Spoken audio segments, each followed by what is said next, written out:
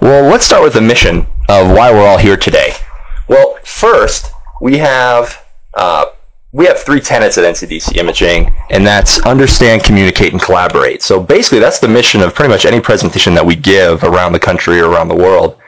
And the first, understand, really what that's about is, let's see, there we go, is educate each of you on the available tools and technology for decision making. We want you to know what's out there. And then the second tenet, communicate. We want you to know what other communities are doing to assess and monitor their urban ecosystem. And then the third, collaborate. This is where we want to help everyone discover opportunities for cost and data sharing to make those better strategies and decisions through effective partnerships. And this will basically be also the path of today. Today we're going to be talking about, we're going to go into the geospatial data, what's out there, what data and technology is out there. We're going to get into some of the models for goal setting for urban tree canopy and for urban forestry. We're going to discuss some case studies to showcase some communities that are doing it right. And then we're going to talk about some partnerships through additional case studies and basically also talk about some calls for action, some what's out there, what's coming on the horizon, and what people are doing.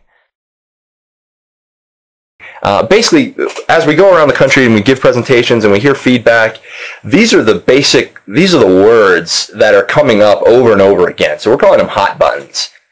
So for today's hot buttons, what we're looking at, we have stormwater, green space, climate change is a big one, water quality and conservation and air quality, renewable energy, and then also smart growth and sustainable development. And we'll try to tie these into our case studies as much as we possibly can.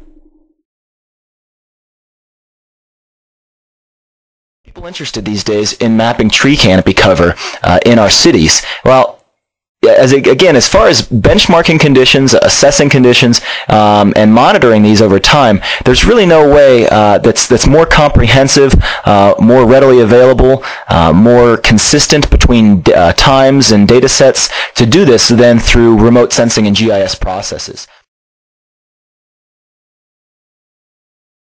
It's hard to plan and make a target without actually planning ahead of time.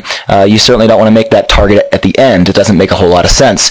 You're probably familiar, there are many million tree planting initiatives throughout the country, and some of this modeling, of course, got started in support of some of those programs.